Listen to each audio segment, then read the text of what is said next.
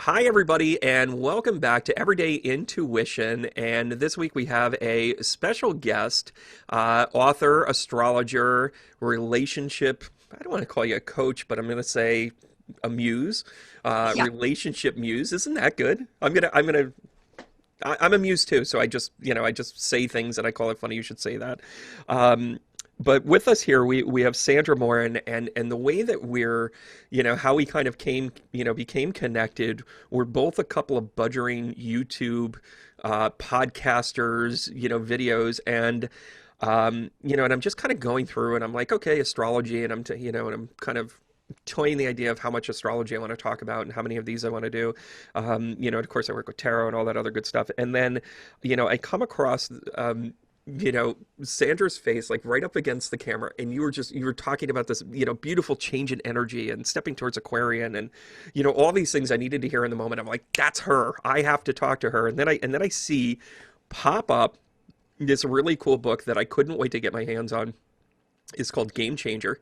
And it was one of these things where at first I was like, okay, well, I want to get to know her, but I like the topic. I've always enjoyed the topic of understanding like how we cosmically connect, whether it is a deep-seated, marriage, or whether it's a business relationship. It was one of these things that in 2020, it was one of those hard lesson things that I really had to kind of pick apart and be like, how did I screw that up? And, part of it was that I owned it, and part of it was like, okay, well, they did this, but then I did this, and that doesn't really work for me. So next time around, I have to do it this way. And I think that's a way to really kind of raise emotional intelligence. And I'm giving you that kind of premise to really introduce Sandra. And Sandra, how would you describe yourself and the overall work that you do? Before we even get to the book and how it came to be, but how do you see yourself in the work that you do? I see myself as someone that connects with people Mhm. and that actually assists them because of my background, okay, and my personal life experiences, near death, all the stuff I've been through, to help them get in touch with who they really are, to Yeah. find their purpose, and to go and to find meaning in life. And I have to say, the important thing for me is that we stay engaged in life. And so many times I went to Mexico for 3 months with a friend, and we watched everybody that was retired, and everybody's Mm. waiting for retirement, and I'm going to retire. And I thought, oh my God, they're just zombies walking around. There was no life. They might Mhm. have jewelry and nice hair and whatever, but so for me, it's about finding our energy, being on purpose, finding meaning in life, and giving back to humanity. And what is your gift? Everybody has a gift, Yeah. okay? And find your gift. Don't be controlled by somebody saying you need to get this degree, you need to do this because this is it, and whatever. It's just like find your essence and go for it. And the whole thing is, I'm going to be 73 in January. Stop. No, and well, when I was teaching, I quit teaching about 7 years ago, I guess. I've taught, I've done many Sure. different, but my principal used to say to me, because I was brought into this new CT center to set things up. And he said, you are twice the age of most of the teachers in here. And he said, you have the most energy. You're double the energy. Yeah, we're energy beings. And what I Yeah. would like to Mm. help people with is to get in touch with their energy and to, I always say, because I've worked with students, they've won competitions, they've done good in business. It's like, let me help you light your candle. Mm. That's for me. Listen, first of all, I wish you were my guidance counselor when I was in high school, because I probably, think of all the things that we step into, and it ends up being a topic often with what holds you back in your energy, and it ends up being the commitments that you make, and one of those commitments is this ridiculous student loan that we end up, that so many people are burdened with and saddled with, and, that kind of just, blends you into the Wall Street, corporate mentality of like, well, you've got to, do this, and is, 40,000 enough, and, and you just get, no wonder why we're a country that has wavering scruples, because we're trying to get ahead, and every time we think we get ahead, we're behind, and all that other good stuff. But to have heard that when I was coming out of high school, like, don't, if it doesn't speak to you, don't do it. How, why do we not teach that in school? Why do we not teach the idea of, follow your bliss without it being, we stigmatize the person that's like, hey, I'm going to kind of, explore the world or backpack or, I'm just going to kind of play it by ear. Why do you think we stigmatize that? And why do you think we not teach it? Well, because I think we're brainwashed, and there's where I need to speak to that. Okay, if I can. Yeah, I please. think the universe takes me wherever I need to be. Like by the time I was 23, I had 3 children and had a very successful business way up in the Northwest Territories as a hairstylist. That's what I wanted to be. Of Had no course. intention of going to university doing, and had done my astrology and spiritual stuff all my life. All of a sudden, I go through a divorce. I owned commercial buildings. I lost everything. I'm a single mom. I got 3 teenagers. Mm. It's wild. I become a color tech, but now I'm teaching at a school and somebody says, Sandra, we need teachers. So the university is going to pay me to go and get a degree. Mm. Who's taking care of that? The divine. I had Yeah. no intention of going to university. Now I get into university, I'm an adult student, and I realize how crazy they are because and they think they're smart, Yep. and they're going to tell me my one class, and I think this will say everything. So the one class I'm taking, because I have a psych minor and I'm the oldest one, everybody's young, I'm sitting on the floor. We can't sit in a thing, and our new prof comes in and we have to sit in a circle, and he looks at us and he goes, by the time I'm finished with you, you will all have changed your belief systems. So they all sit there like this. The hair on the back of my neck goes up, and I went, excuse me, sweetheart, nobody, but nobody is going to change my belief system. Let's get that straight, okay? So now he wasn't picking on me, but so No. I go to the bookstore, and one young person out of everybody in class said to me, do you mind if I sit by you? Are you a grad student? I went, no, I'm an adult student that's just going to university for the first time, but I've had life experience. So he said, I hope you don't mind. I'm going to sit with you because I feel uncomfortable. One student. So to make the story short, I was driving 40 miles in. It was just a nightmare. Hmm. And he and I argued every time. He would say, blah, blah, blah. And I'd go, I don't give a da, da, da, da, what you say. It's not true in my world. Yeah.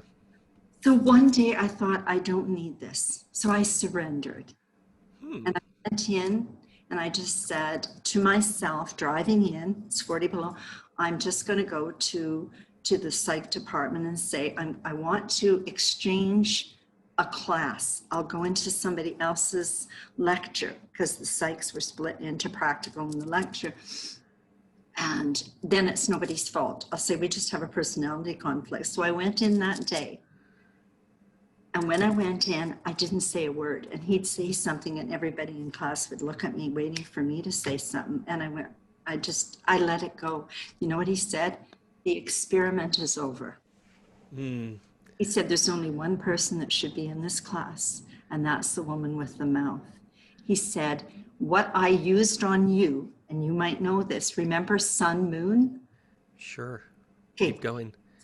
He said, what I used on all of my class here, every one of you, was the techniques of sun, moon to Wow. program and brainwash you. He said, that woman will never be brainwashed because she walks her path. And That that's is when fan. class really started going. Then we did the Prograph journal and whatever. And so I always say that was the biggest gift, that I always listened to my intuition. Can I tell you our paths are pretty similar because I had a similar experience. I went back to school, had an associate's degree, but of course all the pressure of like, oh, you've got to finish a 4 year and all this other stuff. And I ended up going to a school that, I really kind of picked it to be like when you're in recruiting and human resources, organizational management makes a lot of Right. sense. right? So it was, one of these like, one class a night, one class a week, 2 weekends a year. I felt like I was in the reserves a little bit. But what I didn't know about the school that I had enrolled in was actually a missionary college that happened to do things at a location that would work for me on an Air Force base. So I was like, okay, well, I'm kind of going through this, and one of the classes was worldviews. And as much as I was, born and raised Catholic, I taught confirmation class. I wrote the curriculum for it. Like, I mean, I was I was ingrained here in this. Right. And I had been peeling back the layers of that for a really long time. And one of the reasons why I got in trouble and why I wasn't teaching confirmation any longer is because I was insistent on teaching worldview. And I wanted people to understand that before you make a decision into this religion, understand what the other religions at least have to offer. You should have at least a cursory understanding of what Buddhism is, what the differences are between other Christianities, whether it be Protestant or whatever. Literally getting a call from the bishop at 11 o'clock at night saying, please never teach again in any of my, things. I was like, oh, okay. I had to tell you that story to now tell you this one. So I'm in this worldview class taught by an evangelical minister that later went on to be very successful in capitalizing on God. And I'm just going to say that. And he was really specific in our final paper. You did everything in modules. Our final paper had to successfully argue, what our worldview was, like what we believed in. And with unequivocally, he basically said Christianity gets A's. That was basically what he said. He said, you have to basically pit Christianity against, understanding what Islam is, and we just went down the entire scope. So, being the good student, because at the time grades were still a goal for me, I wrote this fantastic paper. I talked about all of the evidential, things to the Christian belief system and how how Constantine couldn't bring it down and how the Dead Sea Scrolls were placed on purpose. And I mean, I had it down. I had a sermon. I handed him the paper. He says, this is one of the most eloquent, well-written papers I've ever seen. And I said, so what are the grades in? He goes, oh, they're in. You've already done your due diligence. I couldn't give you enough A pluses at the end of it. And I said, well, here's the paper I wanted to write. And what he continued to read was a very eloquent and equally as compelling persuasion paper on how Christianity was the culmination of several different ancient cultures, including Buddhism, and how it kind of randomly cherry-picked different civilizations over time and tried to standardize it against astrology so that then we then had something to follow for control. Thank you. That's it. You and I had the exact same experience at different times, and here we are. I love everything about this. So, yeah, so it's amazing. So I think it's true in everybody's spiritual path. You have that moment, I mean, whether you call it a come to Jesus moment, your epiphany moment, your enough of the Christian talk, but rather your moment of truth, that authentic bar that you cross over and you go, whoa, who was that person? And yeah, I think that had a lot to do with what you put into Game Changer. How did Game Changer come to be? Like, how'd you come to write this? How I did. So over the years, I've done a lot of readings. Okay. Mm-hmm. I was single for 25 years. Okay. In that time I was single, I had had some relationships, okay, not a lot, but never lived with anyone. So I looked after myself financially, emotionally, whatever. I'd raised my children, whatever. Mm-hmm. So, as I'm doing readings and I'm seeing the changes and I'm knowing where astrology is going, I know that we're moving into more of an Aquarian. So the Piscean is your Christianity, and where Right. we need to look up. So there's the codependency. We need to have a partner. Okay, we need to have a politician. We need to believe in a teacher. We need to believe in this. We need to believe in all of the external. How about believing in oneself and connecting with the divine? Okay, Yeah. that's the Aquarian, and I have a lot of Aquarian energy. So I started writing it about 8 years ago because I seen the friction in relationships. Okay, as Right. control, it was like comfort zone. It's like, so I really stress one's a parasite or an energy vampire, and then we have a host. Okay, and so the new model of Aquarian relationships, okay, is all about being whole. So there's each partner is whole. So they're Right. left, right brain, head, heart, hera, okay, and masculine and feminine. And then they come together into the relationship and what they bring. You've read it. Yeah. Had this, and I started writing it, okay, about 8 or 9 years ago. It was just there because I write a lot, so I'm writing it. Because my other books were basically on the spa industry, okay? They were Sure. published in New York, but this one I thought, so anyway, all of a sudden in 2015, I thought, okay, I think I'm going to kind of semi-retire. I always say semi-retire. I've done it a lot. Yeah. By the way, a very Aquarian thing will never retire. This No, work no, is never finished. no, I never ever will. And that's Yeah. why I love Warren Buffett, not because he's one of the richest men in the world and he spends $5.35 on his breakfast and drinks 5 cherry cokes a day, but he loves what he does. Yeah. It's that energy, that passion is your passion. So I actually I thought, I think it's time I met somebody. So this is where, when we talk about synchronicity, we're going to meet certain Yeah. people. Okay. What manifestation language, by the way? I Exactly. think it's time for me to meet someone. I I know, want right? everybody at home to jot that down. Those of you that follow anything I've ever done, I want you to recognize that, Sandra, you and I spoke for like 5 minutes before this. We've had a few messages back and forth. This is our first time really speaking. I know. You are absolutely nailing what I think a lot of people understand as their relationship. They look at flaws and then they chalk up to everything as whatever. You just broke it down. You said, okay, I'm ready. Yeah. Which is part and parcel, the first part of when you go, okay, I'm ready to do this. Go through the steps of the book because I think that really kind of lays out a lot of like how those steps really have to come to be. And I think you experienced them while you were writing this. Well, exactly. Because then what I did was I ended up going on a dating site and met somebody. I met Michael, who is the co-author. So it was like, bang, we started talking, we got together and we started doing the book. I helped him sort his life through. He had a bunch of houses, he moved, we went, whatever, and we did it. And then it was time to uncouple. Okay, and so it was honoring the uncoupling. We had came together, and the interesting thing is, because I have a lot of self-discovery tools, if I take his chart and my chart, what we were here to do was talk about the Aquarian energy. And Game Changer is an Aquarian book.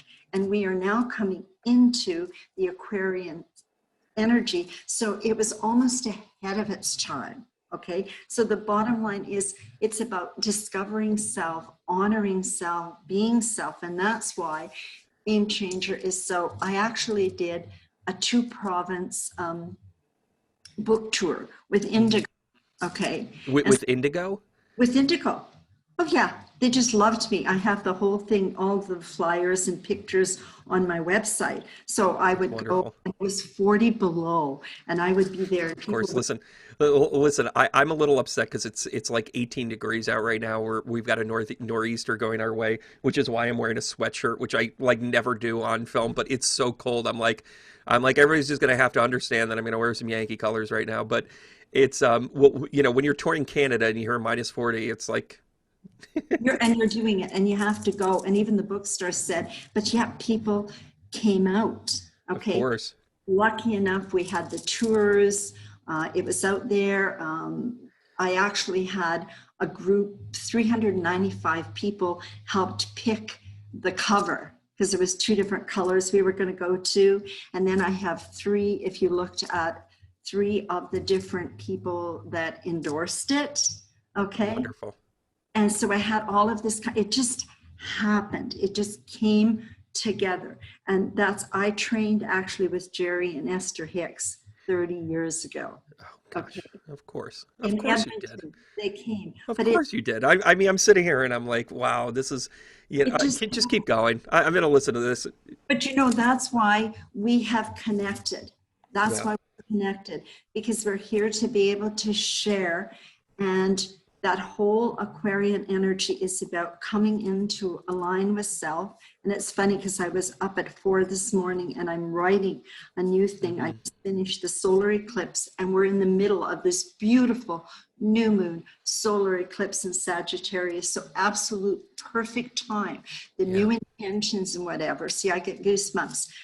Then it's in the Aquarian energy. Then we have the big conjunction in Jupiter and Saturn going into Aquarius, and then 2023 Pluto does. So it's like people are waking up, and I talk about it's like a light bulb goes off, Right. or you wake up and it's like something switches on you, and it's like you walked across a bridge and you go to turn around and there is no bridge. You're done. Yeah. It's Happening with relationships. They're getting up one day and they're going, I'm done. I can't do this anymore. But I'm saying we have to have emotional honesty. And then before you do get involved in a relationship, take that book.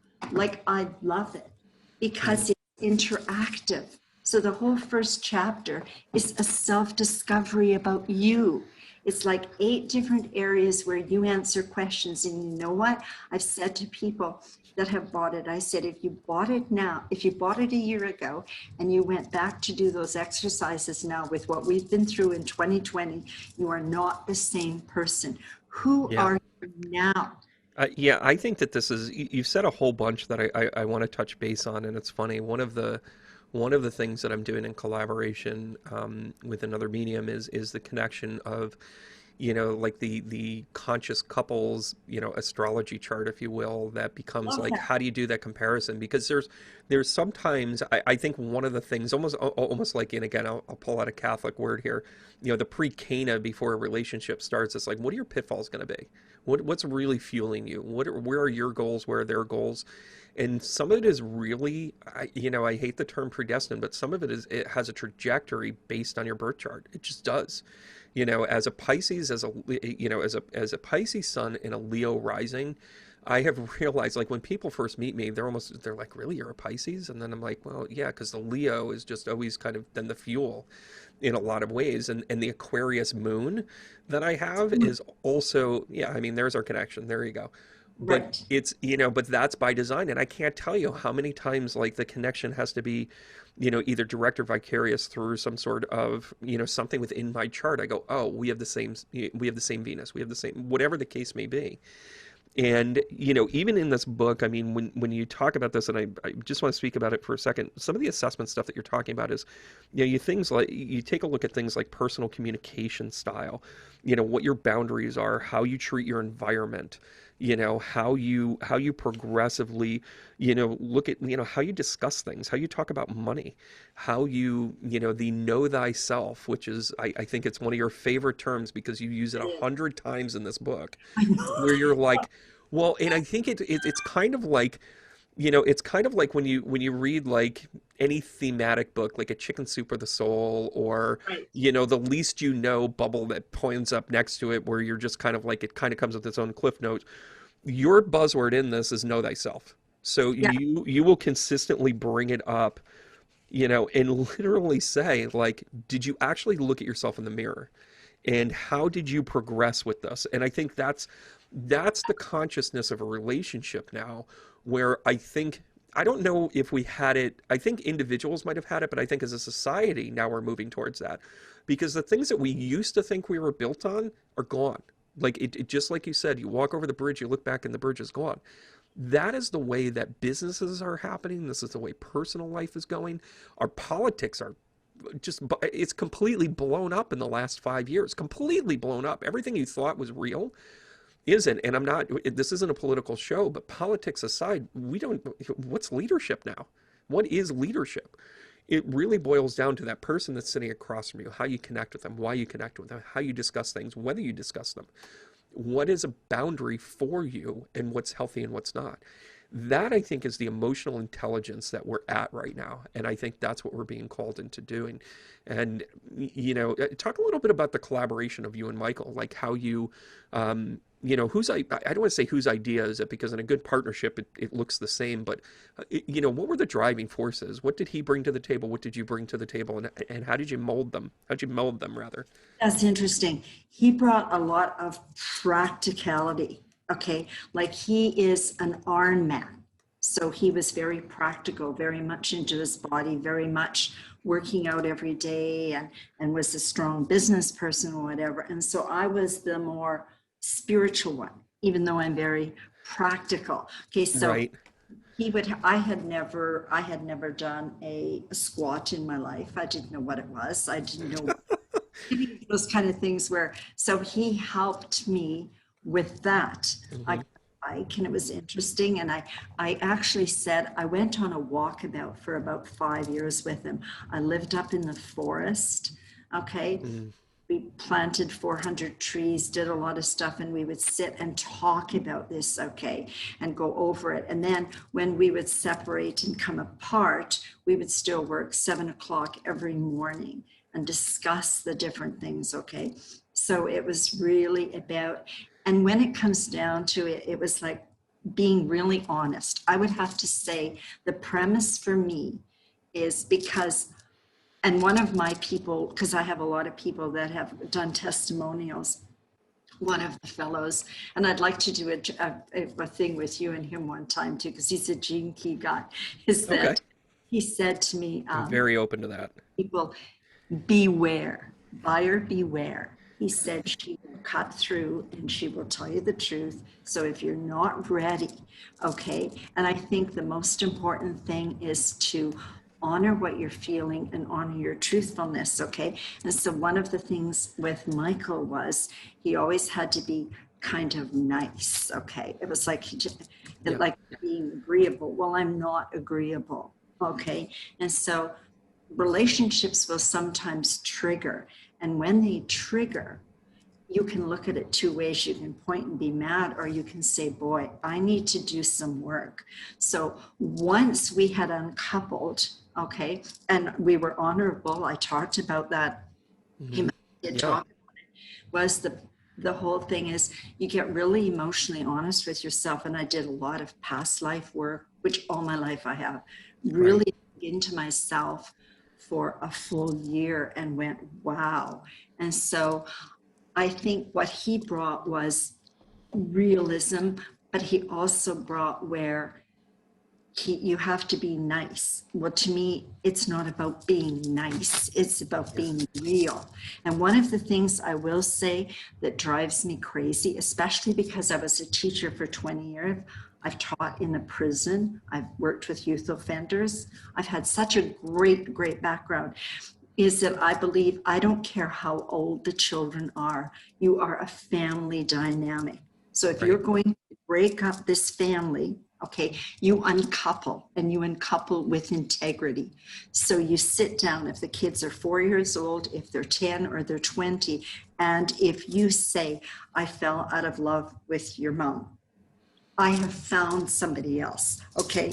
Because if you look on the back of the book, one of the ladies that is the endorser is the publisher of something called Divorce Magazine. Right. For me, this parent alienation, and my press release is on the bottom of my email to you, is that if you look at Lisa Lynch and whatever, and to me, it's about the children. And we all are children. We have the inner child, which is Chiron, Yeah. okay? And how can we stop hurting through lies? Yeah. It's being emotionally honest, Brandon. To me, that's the Yeah. biggest thing. And it's almost, we're coming into a time where the vulnerability, where I think a lot of people had the mask of work or identity. I always say this, your tombstone, doesn't say you're an accountant. They say, father, child, husband, wife, whatever. And we we use all of these mass things. I mean, I kind of laugh. The more evolved I become, and this sounds so small in a way, but it kind of drives home the point.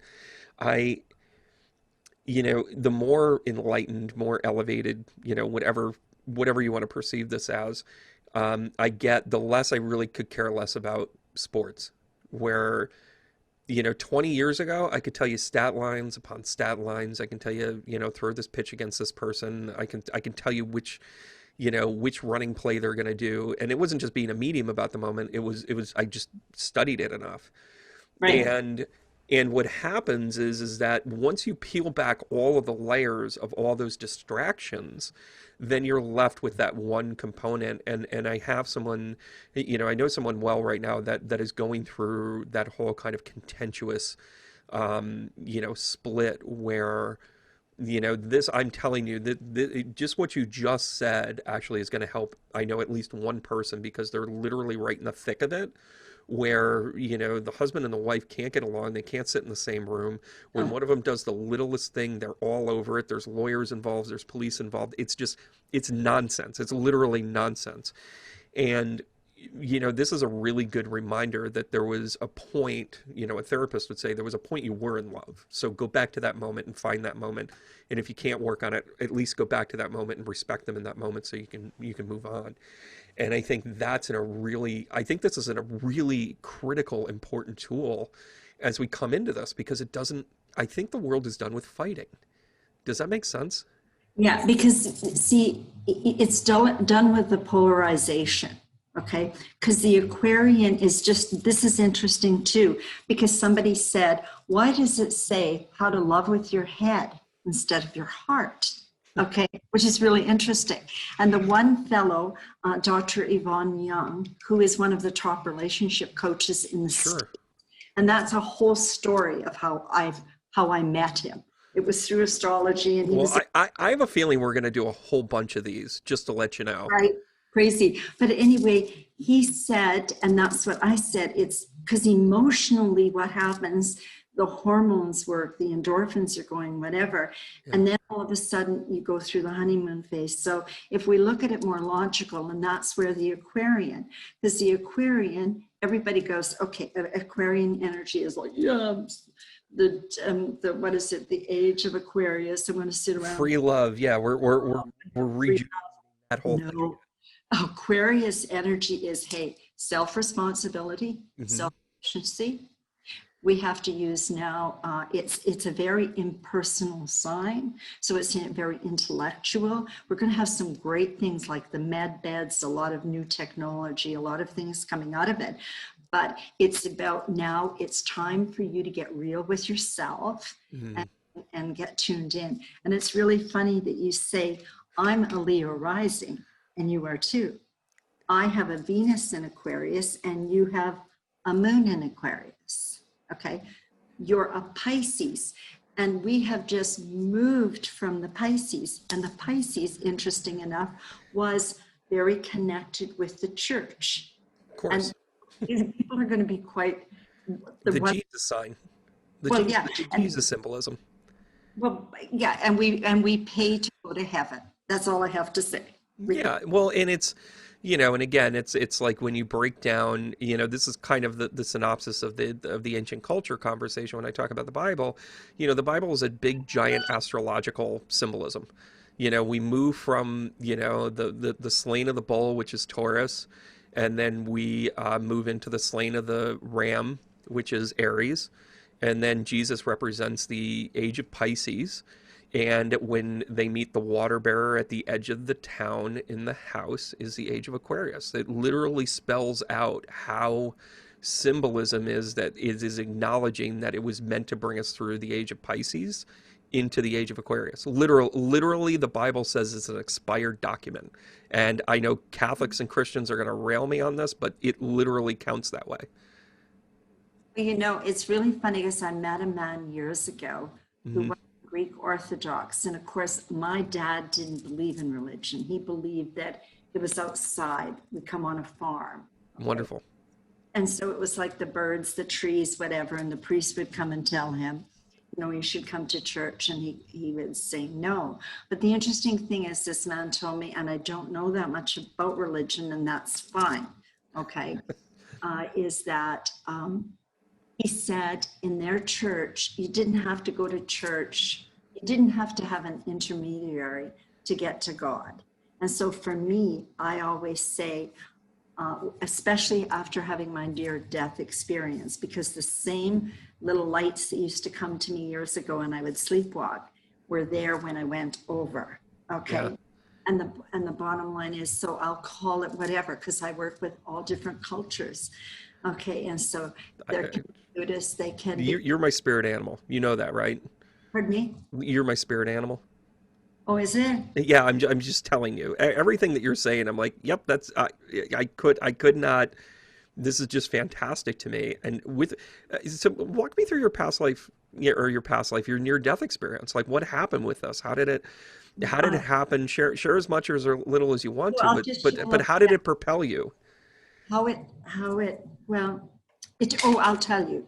So the bottom line is, I was in the Dominican Republic in my second marriage, and we had gone out for dinner, and I woke up on New Year's Eve in a hospital, and my blood was running up in the IV, and I was naked with a sheet on, had no idea where I was.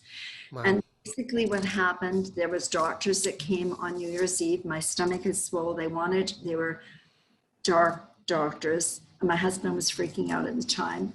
So it's a lot, like over 25 years ago, 88, 89. And all I knew, I said to him, I have to get back to Canada. So he was working in Toronto. So we came to Canada. I got out of the hospital. They didn't know what it was. So when I got to Canada, I went to a hospital, and this is spirit. Okay. I went to the hospital, and they took me in. I was dehydrated. And so I left, but the head nurse gave me a card, and she said, you're very ill. And she said, if you need anybody, this man is the head of the tropical disease unit, and this is his home number. And I went, wow. So we left, and I was flying back. My birthday is January 6th. And so this would have been about January 5th, and now my legs started to swell. So I phoned this man, and he said, who gave it to me? And I went, an angel. And an angel gave me your number, and this is what's wrong with me, and I'm very, very ill. So I told him, you know what he said? Meet me 8 o'clock in the morning at the tropical disease unit in Toronto, and I'll see you. We'll have a wheelchair waiting. I went in, they did venograms, they did everything. He said, you can fly, but when you get back, you have to have the doctors in Edmonton contact me. Well, I ended up coming in, went to the hospital here. They wouldn't let me out of bed, but of course I was feeling good. So here's where it's this, you'll get a laugh out of this. I'm IV, my legs are wrapped, and the nurses are coming to me in the middle of the night, and I'm doing their numbers. Shut up. No. I cannot make this up. I was in the hospital and had a very similar, I can't, just keep going. And of course I wear lipstick. I have my pink lipstick all the time. I do not wear lipstick. So, but I do. Definitely. And so I have my lipstick on and my jewelry on, and they won't let me burn a candle, but I have healers coming in. And so I'm doing all of this kind of thing. And then one day I get mad because they're being idiots. Okay. And this doctor he's a liver specialist or whatever, he was mean to the nurses, and he was really condescending. And so one day I just looked at him and I went, you know what? I don't like you. You never did get a hold of the doctors in Toronto, because you know what? You're such a narcissist. You think you know everything, and you know nothing. And I am leaving this right now. He said, well, you can't come back. I went, I never, and the nurses are standing behind me, the head nurse, and she's going, yes. Yeah, that's awesome. I walked out. I got a hold of a Dr. Stephen Ong. Okay. I had been teaching at the time. My whole body broke down, though, right down to the bowels, right down. I couldn't. And the prognosis was I would be in a wheelchair in 5 years. And I said, give me 1 year. And that was my year of healing. And so what that did for me was, when I went to the other side, I wanted to stay there. And those three lights were there. And the two bigger lights, the wiser ones, no, no, no, you're going back. The little one was feeling sorry for me. That's why we can never feel sorry or enable anyone, because it doesn't do anything for their growth. And so I knew that I needed to go through this to be really strong, to go on, and what I needed to do. And basically that's my story. Was it easy? I had to learn how to walk. Yeah. I hardly had anybody around. I would never give up any one thing that I've had, and I've had a lot of struggles. Yeah. I wouldn't give up one of them, because that's who I am today. And even this year I had a struggle. I had a struggle with my eyes. I've had a struggle with the vehicle. And it's been the last week that it's just like, wow, I made it. I made it. I made it, whatever that looks like. And it's funny, I do apologize because I got a little exasperated. I had a time where I had an infection, and I never even, like, I barely even had to go to the doctor ever. No broken bones, no stitches. So, super healthy, all this other stuff. I mean, overweight, mind you, but, I had a foot infection, and I found myself in the hospital, and a podiatrist coming in going, well, we're going to be taking off part of your foot tomorrow. And I was like, whoa, wait a minute, time out, hug me first. I'm like, get to know me. Right. No bedside manner whatsoever. And I really fought him on it, and he ended up being proficient in his doctoring skills, as it kind of moved backwards to, oh, maybe we just need to work on the infection type of thing. I had so many things that which is why I can't wait for my book, sorry, shameless plug, coming out in the spring. Because I talk about this like in wholeheartedness, like it was a profound experience for me. It wasn't near death, but it was life-changing insofar, I don't think that you fully been made aware of like what you mean to people. And I don't mean to be all George Bailey about this and It's a Wonderful Life, but you really do recognize like what your impact is when you're sitting by yourself in a hospital room with no one around. And the funny part is, where our stories are incredibly similar, I think I read every single person on that floor. And I mean, I'm talking like night nurses coming in at like 2 o'clock in the know. morning. It's like, we're here to check your sugars. We're here to, check your pulse. And, is there anybody around me? Like it was like without fail. But I'll tell you though, something really profound came out of this. And, I was really fortunate because where they put me in the hospital, I was at the very end of the hall. I was literally like the last bed, and I know that there was like a hall thing, down or whatever, a stairwell rather. But I was there, so I was kind of my energy. I wasn't surrounded by negative energy. I wasn't surrounded Right. by whatever. And this was like a general floor. There wasn't one specific thing, but we were all waiting for surgeries. It wasn't ICU, but it was, kind of at the critical care level. And um, because I was septic and had all this stuff going on, and there was a gentleman, I'm going to say a boy, who was probably in his early 20s. And, all I could think of is the, Bill Cosby record when he goes, so what are you in for? I'm getting my tonsils out. We're getting all the ice cream we can get. Like it was one of those scenarios. Yeah. And I'm looking at him and I go, what are you doing? And he said, I'm literally waiting to, have heart surgery. And he said, I hear you reading everybody. And he said, am I going to make it? Yeah. And here I am. And we stayed up all night and we just talked and we talked about like what his life meant to him and, what his choices were going to be and, how he's going to, go about this. And he had done some significant damage to himself. A Yeah. lot of it was self-inflicted. And that was actually what drove me to become a recovery coach. I've never really played around with alcohol. I've never, I certainly know what they taste like, but I don't, I became a recovery coach because I was meeting people left and right that were quelling their energy, with, self-medication or whatever the case may be. But it was really, they didn't know how to handle the emotional parts that were happening, the spiritual things that were happening. And, that's what I got out of mine. But I think it's funny that we have yet another parallel where it's like, oh yeah, I'm reading everybody on the floor. You know, the interesting thing is, I have to say this right now, two things right now, because the messages come through. I love it. Number one, right now, what we're going to see with relationships, and there is a reason you got this book, The Game Changer. Number one, what we're seeing is relationships are changing.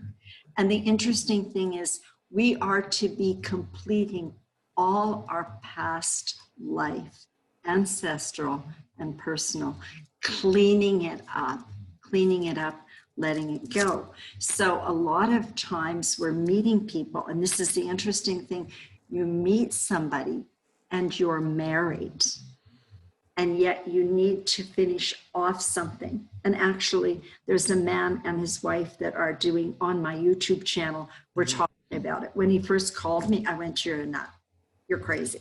Okay. But anyway, we're going through it. But another thing is, I have a tool, and it's partly astrology, it's different, where I can take the two people and you see what they're teaching each other.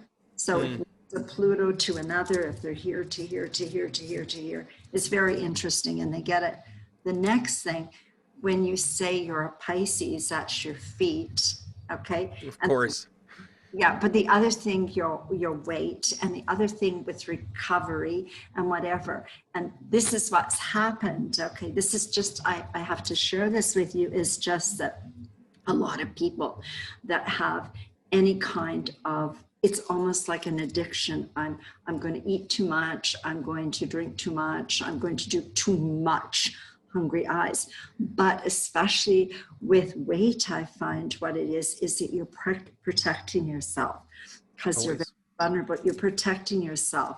And so it's like, and not wanting to really do the work. Once you start doing the work, I have a daughter, and she used to say every time when she was dating, I think that this relationship is going to be ending. I go, why? Because I'm adding a few pounds. So she started doing that. So working with recovery is beautiful for you, is assisting. It's about assisting souls. That's what I think. I think we're all energy beings. You and I are here to be able to help these energy beings honor themselves, find purpose, get on track, because we all have beautiful gifts. And it's I love that you bring that up often about how bringing forth people's gifts and how that is. I always, I taught a class called Intuitive Living, which is very similar. It takes a look at like how your relationship with yourself, and I want to ask you a question about that next, but how your relationship is, your core relationships, your marriage, your children, your parents, your siblings, and kind of how you kind of expand that out, where the friend that works in the building, the friend that works in the building that comes in and dumps all their emotional baggage, you like have no time for that. You eventually go, that's it. But when you have a mother that's kind of slightly overbearing, or always kind of has to get their dig in, or a dad that's kind of emotionally non-responsive, or whatever the deal is, that's personal for you, you have to kind of sort out and strategize how you're going to approach those things, what you want to get out of them, what you need to get out of them, and how you can foster that to be better. And the part that I definitely want to go back to with what you were saying is, when you enter, the belief system in this book really talks about how you can really be a cognizant player to your relationship, where where you are, as I'm reading this, I'm like, this is all about the brain power. And when I teach intuitive development, when I teach anything, I'm always talking about the emotional IQ. Always, always, always, right. always. I have spoken at, I've spoken at colleges, and I've spoken to, one of the coolest things I think I've done in my work is I teach, I do a mindfulness in the classroom program that I translated to go into a police training facility. Now, this is before all of this nonsense even this year, but what I actually talked about is how you create your game plans and really kind of take stock in what your triggers are before you get there. How important is it that you do this like self-work before you get into a relationship? Oh, you have to. To me right now, we have to, because you know what? It's a return on your investment. And there's too many people, I always look at return on investment, okay? And I'm going to say this, I was hairdressing. I had gone to Hawaii, come back, I do Mhm. stuff so I can teach, I can do, and I worked with, Your passport's got to be packed. yeah, anyway, oh yeah, and I've been into the Arab countries. It's awesome. But anyway, so a friend of mine owned a salon and he did the who's who in Edmonton for businessmen. Sure. Okay. And so, Interesting choice of words right there for businessmen. right. And so interesting, I went to work with him. And of course, here's me. Okay, like you own this, you're here, how are we going to do your hair, what's we're going to do, you know? And it always came back. This is one of the reasons I've written this. It always came back. And so they would say, yeah, you know, and we're just at the age where we're going to start, and this is going back to the 90s, because 97 I was in Jasper, yeah, going back to the 90s. And it was like, yeah, my wife and I'm ready to retire. This was the big thing. I'm ready to, Ah, and they have money. So now they have a home in the States, a nice place, whatever. And he said, I'm really looking forward to it because I've worked so hard, so hard. And he said, so I said to my wife, we're getting ready. I'm going to put it up for sale or do a profit sharing. You know what she said? I'm not going to be going down there with you. I need to be here with my kids and grandchildren. And do you know what it did to them? It just went like this. yeah. Okay. So that's why, to me, we need to be strong. We need to honor each other and we need to be truthful. And you know what? If it's not working, stop. Stop, because you're not doing anything for each other. You're not spiritually growing. My idea of a spiritual relationship is that you're supportive and you help each other. That's your past Yeah. life. And you move on and you let him go. And And another thing I will tell you about what Michael did for me, which was really interesting because I talked to him for about maybe 2 or 3 weeks. And it's like, okay, let's get it out. What's happening? What's shaking? This is who I am. This is who you are, blah, blah, blah, blah, blah. Okay. right. And so I said, okay, well, I need to see you. I need to see your energy on Skype. Like now it would be Zoom. And so he got on. And the first thing I said was, well, I'm not feeling comfortable. I'll never forget that. I'm not. And he just went, oh, like what's wrong? And I went, I'm vulnerable. And I've never experienced that. That's what he did for me. Wow. You know, and I think that vulnerability builds trust and builds commitment. And I think sometimes we misinterpret support as passive acceptance. You know, where we say, "Oh, you go do your own thing." I mean, one of the biggest insults I've ever received, like ever, was when, when I was coming out. I talk about this, like, you come out as a medium, and you're like, "Yeah, I have this gift, and I meant to share it in the world." And as I was doing that, I had a friend of mine literally stop me, and I'm all excited about it, like I'm jazzed about it. I'm helping people. I'm finding purpose, and not that I'm preachy about it, but I'm very like, this is my thing. Yeah. And his response to me was, you just do you. And it was so off-putting. And I think that so many times in relationships, you misinterpret the idea that I'm just going to accept your wackiness. I'm just going to accept your quirks, or I'm just going to accept that, you need your own space, but I'm not comfortable with it. Ends up being such a passive dismissal of connection, where it's like, this is like the most important thing to me, and I'm bordering on preaching about it, talking about the cool experiences that I have, how it's been life-changing, and then you've summarized it as in like, well, you just do your own thing. And it became, not that I was looking to incorporate him, but what got dismissed was the idea that I could make an impact for someone like him. And that it was my first lesson in realizing that I really can't help everybody. That even though I Well, knew them as well as I do, and care about him, many hours together, trips and experiences, and we had that. In that moment, it was gone. Like it's casual at best ever again, because I couldn't trust my journey to that. And I think that happens in marriages all the time. I think that happens in deep-seated relationships where, of course, my idea is going this way, and then, her idea was to say, oh, well, I'm not going to the States with you. You know, Right. we were not collaborative in that because, you know, retirement to one of them isn't the retirement to the other one. And, you know, but I think we have this passive acceptance where it's like, oh, well, if you want to go to the States and live there, go ahead.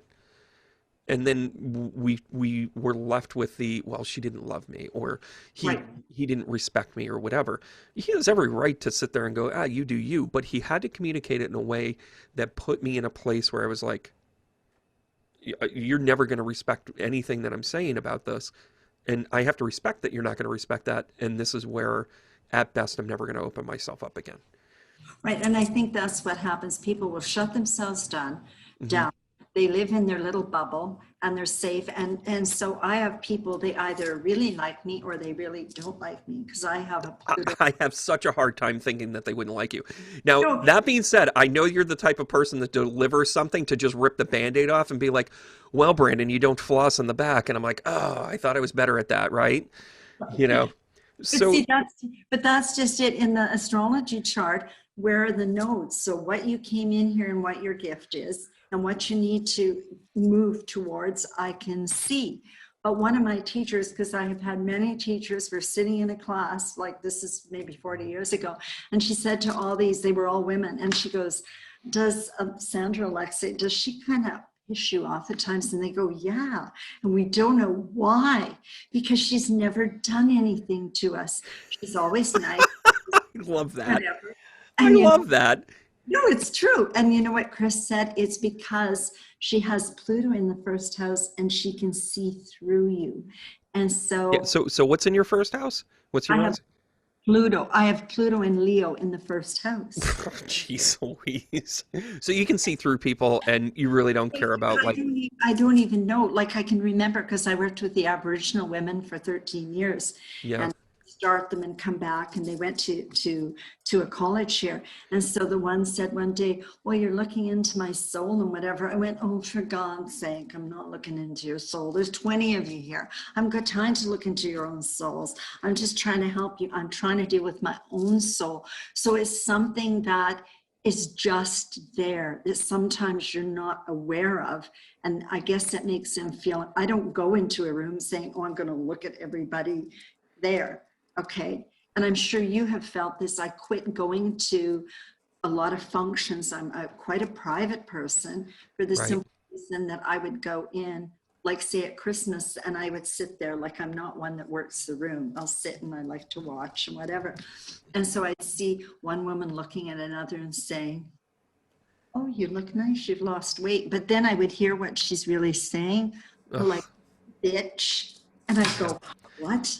And so it was like I couldn't take hearing that kind of real stuff, Brandon. Yeah, and it's interesting. I'm actually pulling up my own chart here. You know, I think that your scenario of saying, "Oh, hey, you look nice," is you know her kind of slighting moment where you're like, "I totally know what you're really saying." I think that was my epiphany in that moment where I heard, you know, you do you. You know, you go be your own person. What I heard was something completely different. You know, that terminology, you know, is somewhat respectful or it could be deemed as respectful. You know, like, hey, I don't get it, but go ahead and do it. But to me, it cut right through me, and I think that I think is the interesting part. So I refreshing even kind of my own, you know, my own memory as to where I am. You know, my Pluto's in the second house. Oh, your Pluto. Well, guess what? So your Pluto, because Pluto is where we transform. You're transforming in your second house, which is all, it's really, its natural home is Taurus. So it's all about beauty. It's ruled by Venus, but it's about worth and value. And so when you shift through your big transformations, you're going to see a lot of money. Yeah, Okay. well, Because no, from it's your lips to my accountant's ears. but all that is money is just energy. It's Yeah. energy. It flows. And so it's like you're going through a shift, but what degree is it?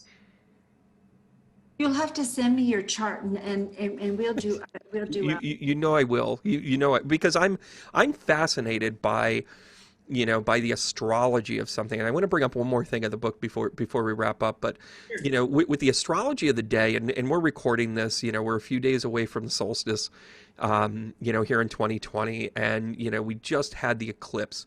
We've got, the Jupiter Saturn conjunction, the Christmas star. And again, I bring this up, because of the flow of the history of how the Christmas star, was really what they followed. And, the three wise men were really astrologers. Don't get me going on that. But it's the dynamic of the importance. But talk about the astrology of what we're kind of being forced. I'm using the word forced through, but I've used the analogy that we're really getting birthed right now. Like 2020 has been the great birth canal where, Okay. we had our conception that was like, whoa, what is this? It also sounded like a coronavirus. And then, we normalized it. And then now we're like in contraction mode where everybody's just like, what's up with the energy? What's up with the energy? So talk a little bit about our date and time today. And I think this could be a reoccurring thing for us. Okay. What I want to say is because Pluto is the transformer. Okay. And so Mhm. I've been telling people this since 2007, 2008. We're in for a big shift because Pluto went into Capricorn. So it says what we're going to do is we're crashing. We are destructing all of the hierarchies because they're all based on greed. Yeah. Okay. They're corrupt, whatever. Okay. So as we've gone on since 2007, and then Uranus was there for 7 years to say, who am I? A lot of people weren't listening. So guess what? 2020, what happens? And then I do the numerology too. 2019 was a 3 year. Everybody was asked to become more authentic. Okay. 2020 is a 22. So it's a master number. And it's like, what's your foundation? And it's about creating wealth, and our own wealth is our worth wealth. Okay, Yeah. ourself. Okay, now January 10th and 11th, we had the Jupiter, the Saturn, and Pluto, Mhm. Jupiter, and there was an eclipse, and it just went boom. Yeah. Okay, everybody was to open up. Now what's happened? We have gone through tremendous. Basically, what it was, we had to go into lockdown because we could not stop. We had to keep buying. We had to be being with people, being with people. It was like, now stop, stop. We were shut Right. down. Okay. And so what we're doing now, what's Aquarius about? Aquarius is about freedom. So we realize now that there is something, and I'm not even going to get into this, that is trying to control. It is the good and evil fight. Yeah. Okay. Good and evil fight right now. However, the most beautiful thing that just happened, which we're in today, is we had a new moon solar eclipse in Sagittarius that gave us some hope. It was like, wow, we've made it this far. We've made it this I love it. Keep going. We've made it this far. Okay. And so that's really exciting. And then what's going to happen next is we have the big Jupiter Saturn, and it's going into Sagittarius. It's going into Aquarius. Aquarius. Yeah. So it's going from Capricorn into Aquarius, and it's going to be at 0 degrees on the solstice, which is a critical degree. So this is Hmm. critical times, but it's beautiful times because right now, I just did this morning, I sat down and did what my new moon intentions were.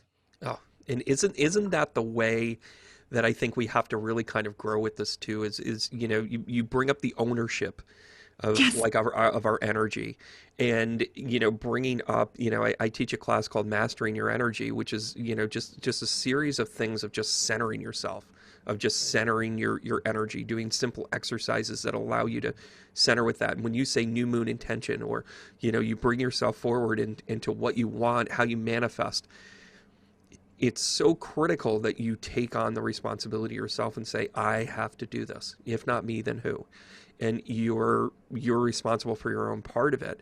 And what is the energies of the conjunction of Saturn and Jupiter to you? So that's the interesting thing, because if we think of Jupiter, we think Jupiter rules Sagittarius, and Jupiter is very optimistic. It's very advancing. Okay, It's the expansion. it's expansion. Okay, but then if we think of Saturn, okay, what is Saturn? So now Saturn is more practical, it's hard work, it's the teacher, it's karma, it's all of those things. Now, interesting, they're in the sign of Aquarius. Okay, so they're going into Aquarius. And what now we need to understand the Aquarian energy. Aquarius is freedom. Aquarius is rebel. Aquarius is impersonal. Aquarius is getting together. It's wholeness. It's very future orientated. So when we put it all together, if we put it all in a cup, okay, what it is, we are to be responsible for ourselves. We are to be, we're to take ownership of it, to go ahead and find out who we are in this moment and what it really is that we want. So there's this saying, we hit the dark night of the soul. Okay, so now it becomes keep going. Where are you going? Now that you have this choice, now you've hit rock bottom in certain areas of your life. You look at your areas, you've hit rock bottom. Where's that tiny bit of light? Where can we go?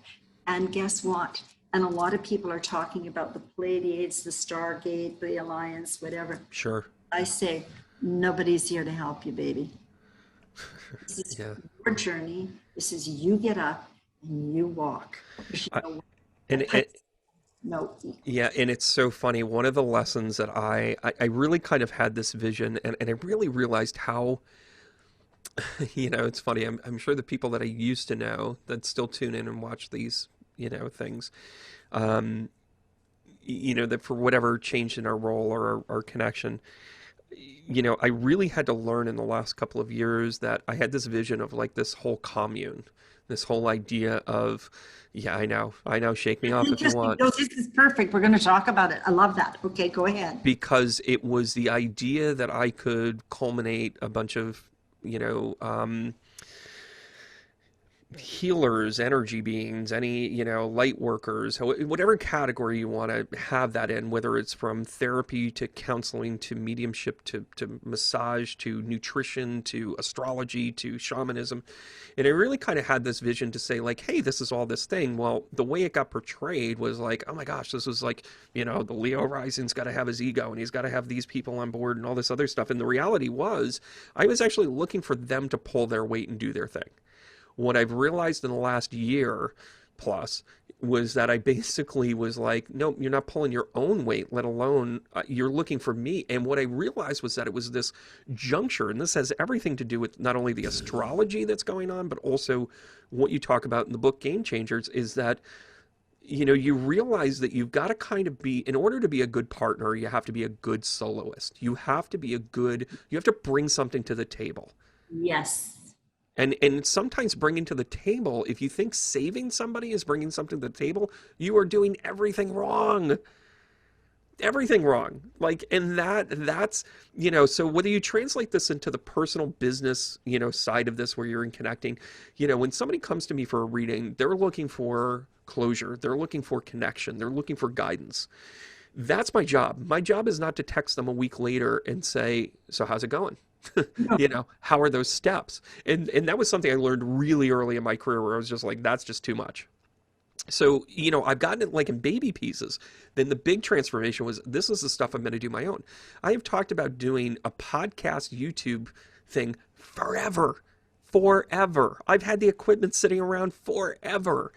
And proof positive, and I owe this guy a note, I actually put together a film crew and I had a studio, and it almost looked like a thing like Zach Galifianakis, like Between Two Ferns, and he and I sat in a chair and I interviewed him, and I just thought it was really interesting stuff. But it was the precursor to doing these podcasts. So I was still ahead of my time. It's just I had all these things pulling apart for me. But what's your take about what I just said? Because I know you're chomping at the bit here. It's absolutely perfect. It's perfect because that was the Aquarian thing. You had to do it, but you had to go and see how you could structure everything. And then it said, okay, we're going to wipe that all out and we're going to take you and you're going to go there. And that's what you're going to do. And that's why we're here. Because you know what? Aquarian is very technical. I love my computer. I had no idea how to put a YouTube channel together. I had no idea how to do a Zoom. I had no how to, and I would say when I first got on, have patience with me. I don't know if I'm sitting right. I don't know what my color's like. Can I tell you, as somebody that watched it, it was actually one of the most endearing things. Like, it actually kept me because you were real. And I Yeah. think so, you know, we're getting to a time, and you know, even me, I'm somewhat classically trained, you know, the radio voice and being in front of people and all that stuff. And I'm like, oh, I've got this easy. But when I hear somebody be authentic, like that's why I share so many personal stories. And I'm actually just sharing the screen. I want to make sure people jump onto your page. It's Game Changer Oh, Game On. And you know, you can get the book that we're talking about. It's really well laid out. I mean, and by the way, I love the fact that you currently have 317 subscribers. There's your 11, everybody. Come on, can we get an amen for the 11?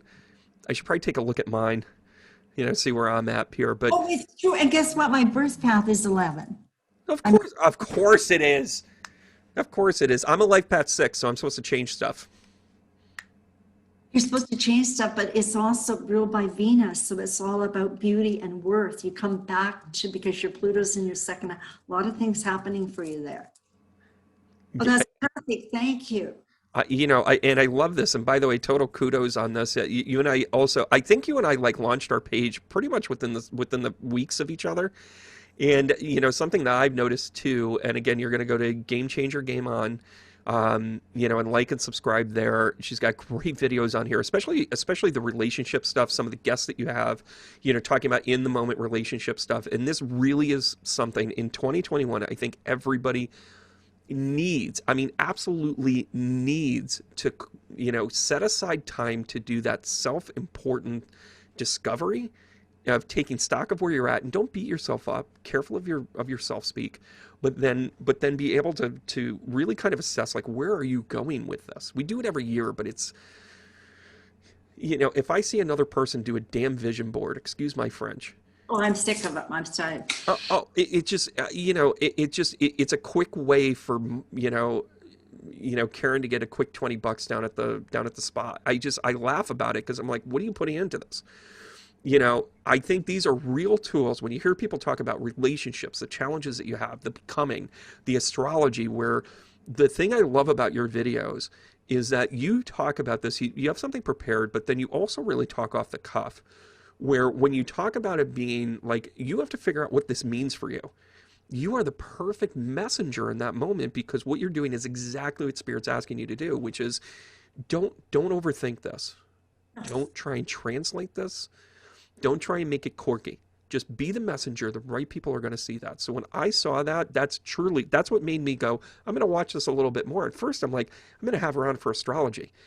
And then, just like me, there's so many more things to it, to your conversation. And I think I love your work. I know we just met, but I love everything that you're doing here. And one thing I want to point out, and I want to kind of capture, I want to speak to my audience here for a second, because my audience, two things that I always, whenever somebody signs up for a class with me, it's almost like, you know, now that we're in Zoom world, it's almost like a drinking game, like how many times I bring up journaling. Like, you should journal every day. You should journal. You should write. And one of the things that I always also tie into it is a tree. And this was literally my showstopper, the tree of partnerships. I think I wish I had it before, but I'm glad I have it now. I think that I can irrefutably kind of just to quantify unequivocally that if I had this tool in 2016, my life would look so incredibly different right now, with how I dealt with business and how I dealt with relationships and where I went with things. And as I tear it all down and I say, okay, where am I going to go with this? How am I going to work with this? This is the exact exercise that I have craved for so long with how I connect with people, like top to bottom. You know, I mean, I've always looked at the value matrix. And by the way, I want to share this with you. And I think I'm supposed to give this to you. And I think we'll talk about it further down the road. I use a term called return on energy. And it's funny because when you were talking about return on investment earlier, I think the conversation really is about return on energy.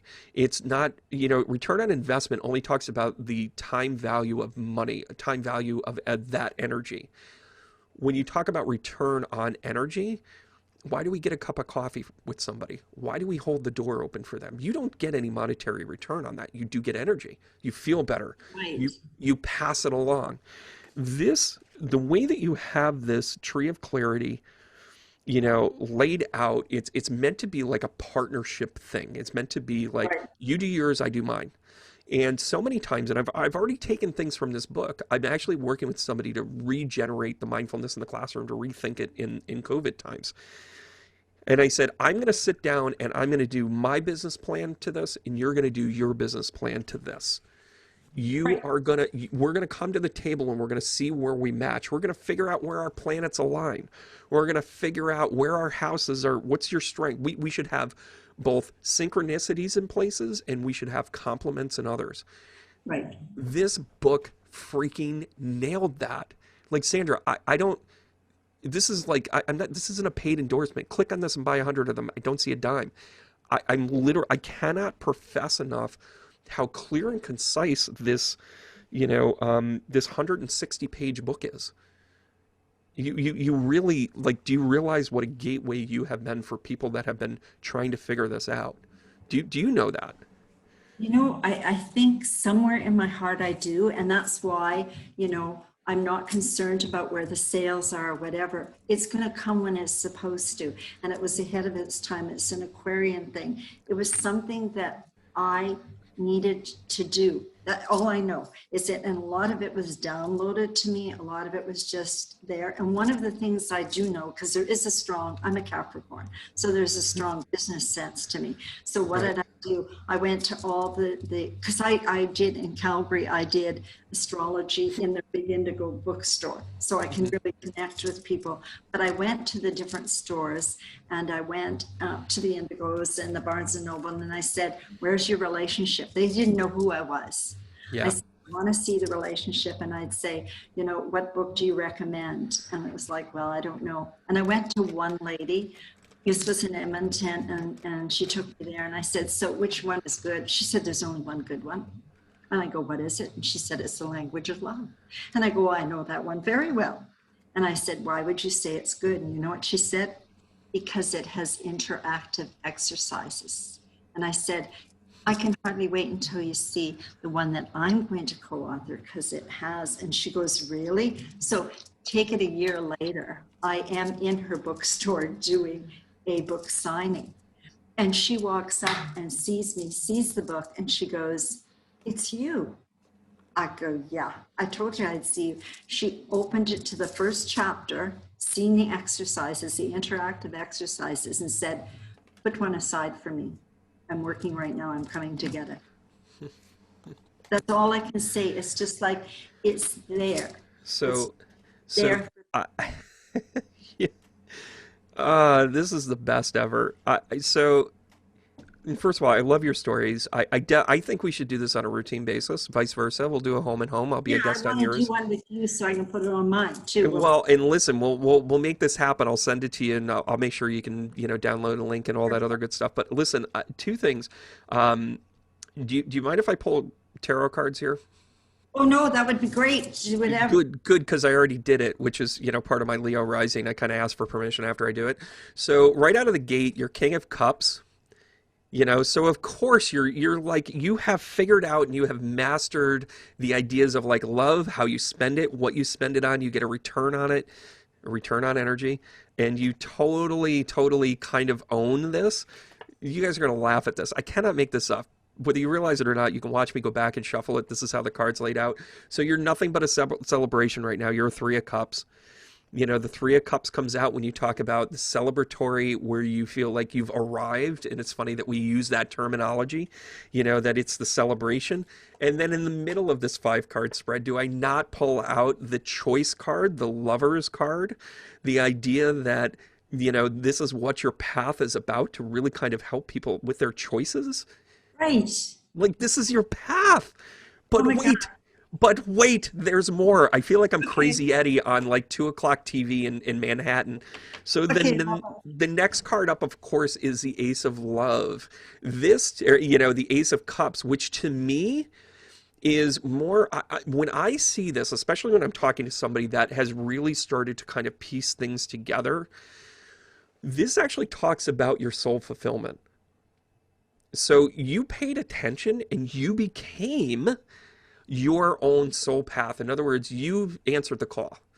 You answered what it is that you needed to, and you did the work. And by the way, I cannot make up this next card. I cannot. Okay. I cannot. Okay. So I want everybody, before I show this card, I want you to put it in there.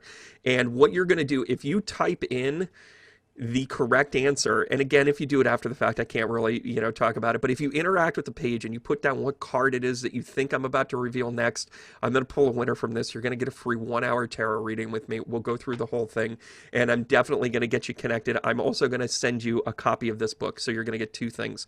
That's how much I believe in this. Are you ready? This would be the Star card. This would be the Aquarius card. Oh my God, I love it. This, I cannot make this up. Ooh, There was no, I can't make this up. So the Star card, you don't get the Star card because you just walk through life. no. You get this because you realize what value is. You realize how we're connected. You understand duality. You understand that there is good and bad, but you don't judge it as good and bad. You see it as the perpetuated, constant human condition in how you are connected to both the divine and the human, plight, whatever that is. The Star card really, like, this is the Aquarius card. You know that. No, I didn't know that. I didn't honestly. The, the Star card is the Aquarius card. I Right. cannot, so, here I am, love, love, lovers, love, life path, Aquarius. That is awesome. I can't, and this is the cool part about you.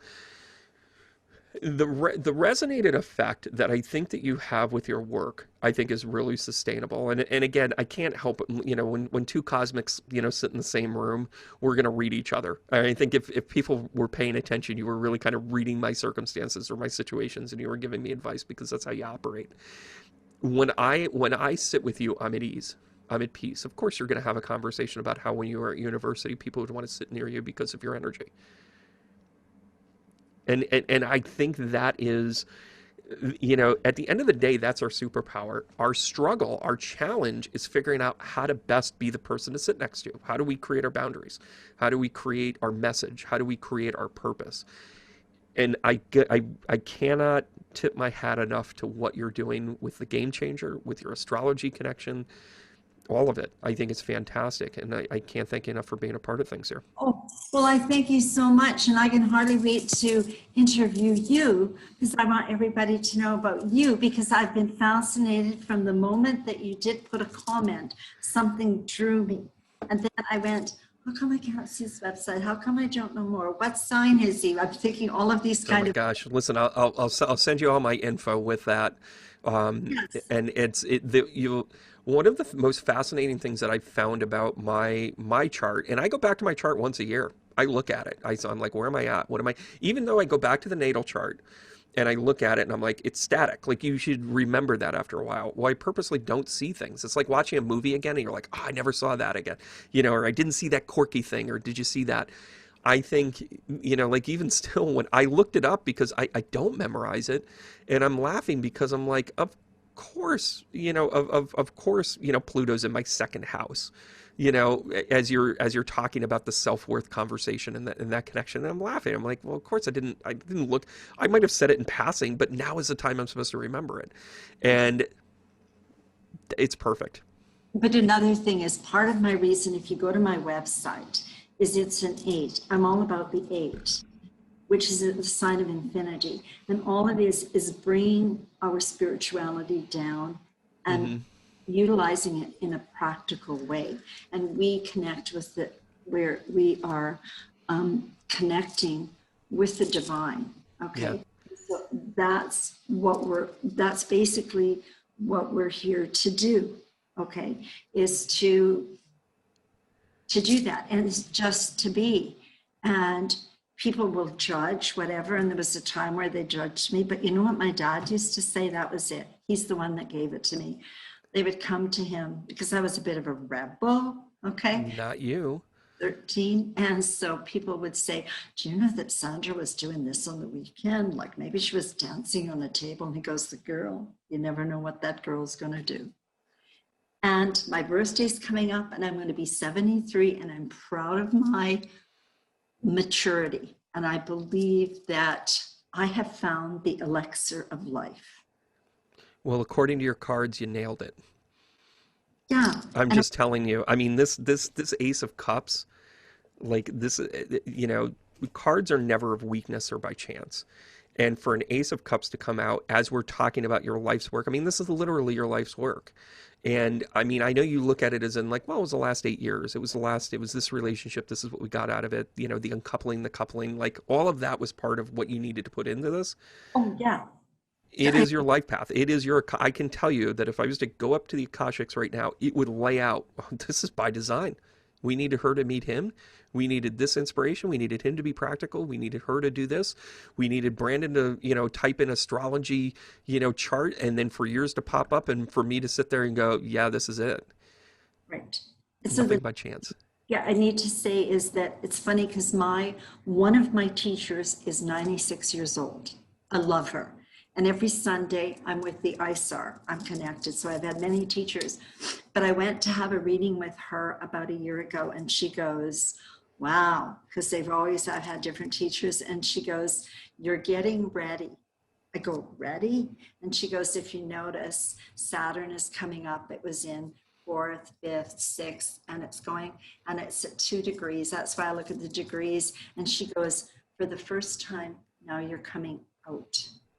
It's like coming out, that what you need to do. And I've always had patience that I know that it's about timing. Everything is about timing.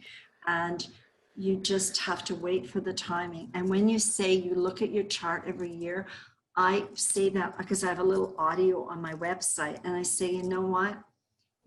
I consider our body like a vehicle. And so when something breaks down, it's usually a message. But you know what? We maintain it. We have oil changes. We change tires. And I say to people, you really need to have a session once a year to tune in to where you are, where you've been. So there's 3 places we are. We either live in the past, we either live in the future, or we're sitting here in the moment. And we're letting go of the past, being in the moment, and preparing ourselves for what we're going to meet in the future and trusting in the divine. That's the perfect way to wrap up this Perfect. podcast. And Sandra, it's, I think our paths were crossed for a very particular reason, and let's let it unfold. I can't wait to have you back as a guest. I know my students are going to be all over this. This is an incredibly fascinating, topic and conversation. And I like having musicians. I like having artists. I like having muses. I like having comedians. I like having astrologers. But, when you meet and I think we're all teachers in our own way. I think you are genuine in so much of what you do. And, I want to thank you for being a part of my path, in all of this. And I can't wait to see what's coming down the road. I know we're going to have fun. Thank you so much. All right, Sandra. And listen, as we sign off, we do the heart tap for one another. Since we can't be together and hug and handshake, we give each other the heart tap to let you know that we care and love for one another. So, Sandra, thank you so much. And I want to thank you again, and remember to keep going. Thank you so much. Thank you. And many blessings, everybody, and enjoy this beautiful time.